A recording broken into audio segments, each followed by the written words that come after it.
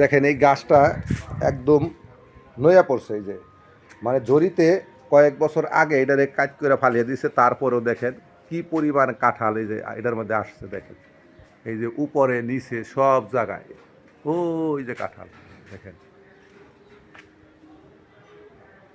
একটি গাছে এত কাঁঠাল থাকে।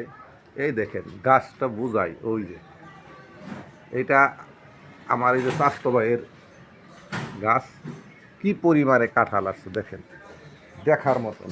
মানে এত কাঁঠাল একটা গাছে, এটা কি সম্ভব? আল্লাহ কাছে সবই সম্ভব। এই যে দেখেন কি পরিমাণে,